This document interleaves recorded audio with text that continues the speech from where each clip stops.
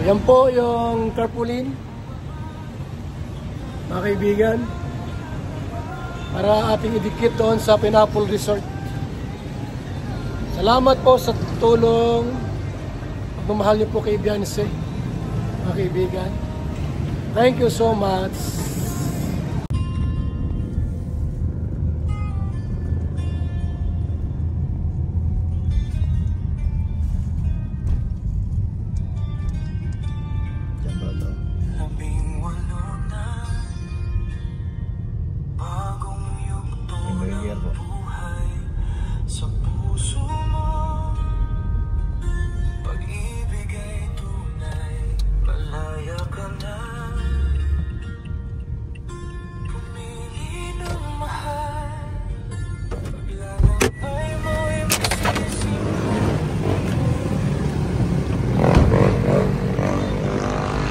Mga kaibigan, yung tarpaulin.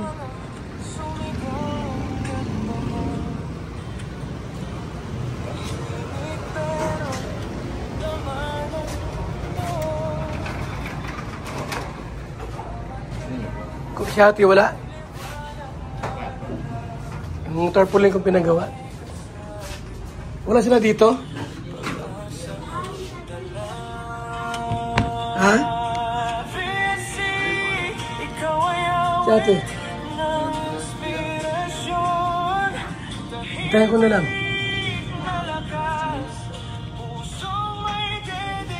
Sige, ito po rin yung mga mugs.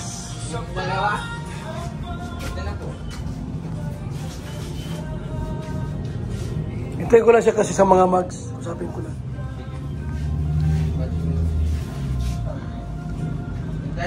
Sa moro yan. Sa labas.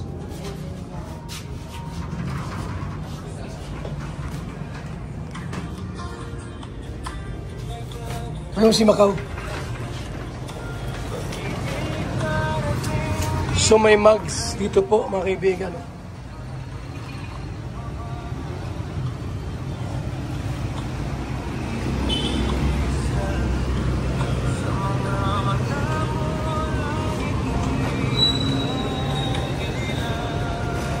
Ilan yan? Dalawa po ito. Dalawa yan. Wow. Yan.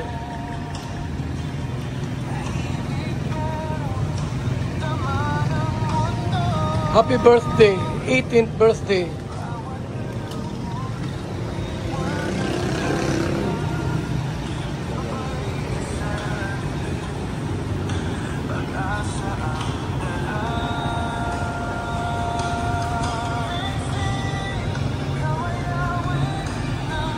So yan po mga kalingap,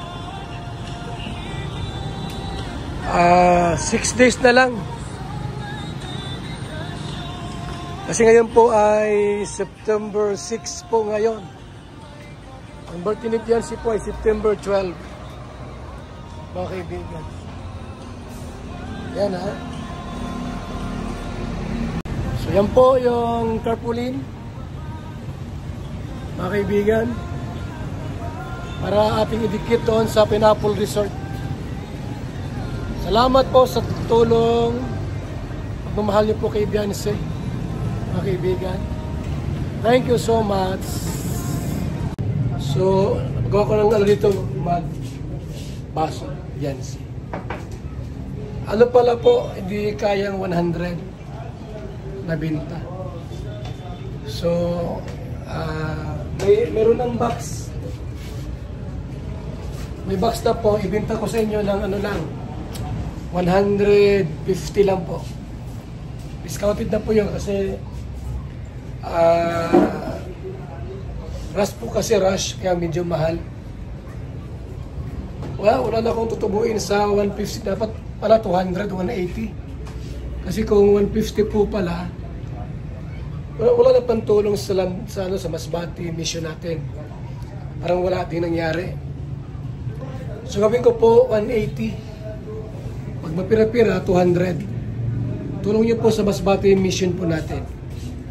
Bali po, 200 lahat ang ipapagawa ko. Yung iba naman po sa mga ibang gathering, ano po, pag may gustong bumili, umorder, pwede po. Pagka ganyan po na pa-deliver, 250 pagpa-deliver po natin.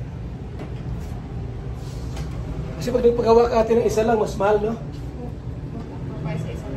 Pag isa daw po, mas mahal din. Magkano inabot pag isa lang? Pag isa lang po kasi, inaantay ko ako kasabay. Isa lang, mga 300, ganyan. 150. Pero ano, naantay ko lang kasabay. So, pag kayo po ay mag-order ng isa dito, mahal. Ngayon sa atin po, pagpa-deliver nyo, 250 lang. So, okay na po yun. Yung ba, pa-LBC po, pa-GRS, pa-GNT, yung gustong umorder, pag nagawa na po namin to, yung gustong umorder sa may logo, ay may picture ni Beyonce, ayan, gawin na po namin. Salamat kay Inday PB at kay Miss Formosa sa support. Thank you so much. Mga kalingap, nung nag-live po sila Beyonce at Papaido po sa Velvet, may nag-comment po, may buzzer na pumasok. Itong si Teresa Matudio Bautista. Ito po mga kaibigan, no? Yan, no? Ang comment niya po, grabe naman. Mut Capri, Pok Beyonce. Grabe naman mambash to. So, ang ginawa po natin ay chinat ko po itong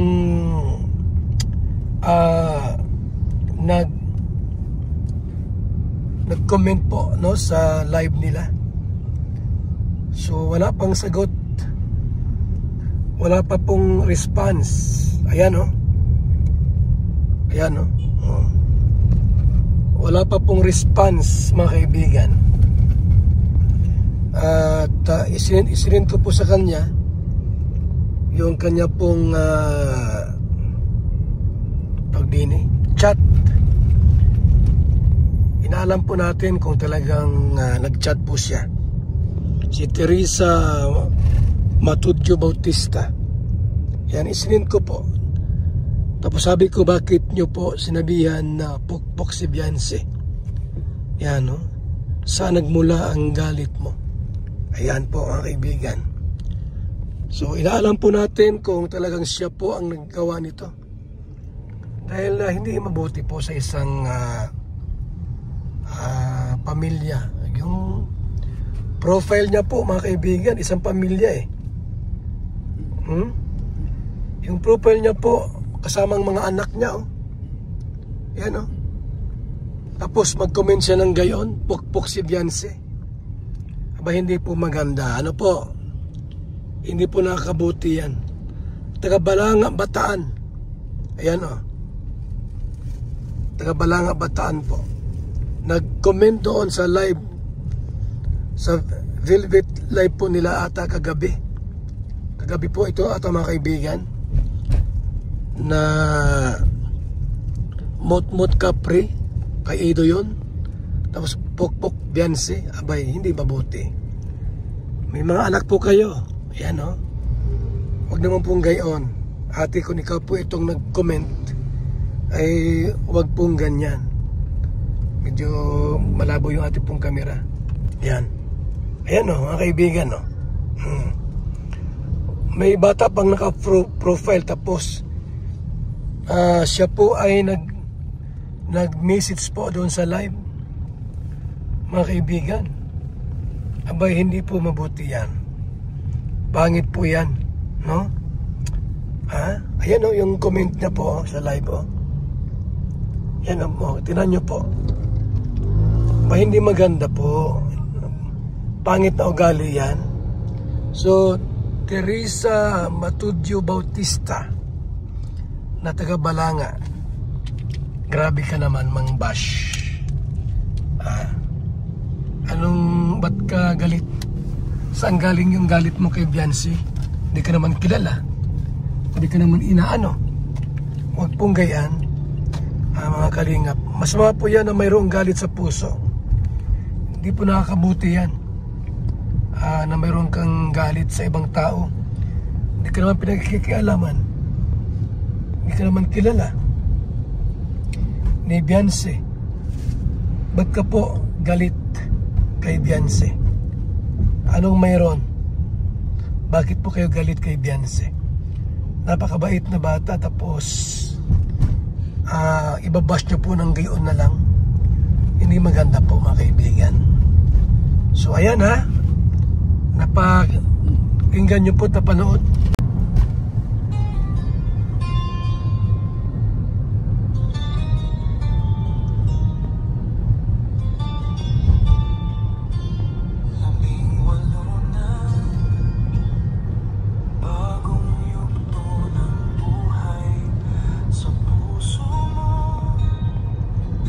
Pag-ibig ay tunay, malaya ka na.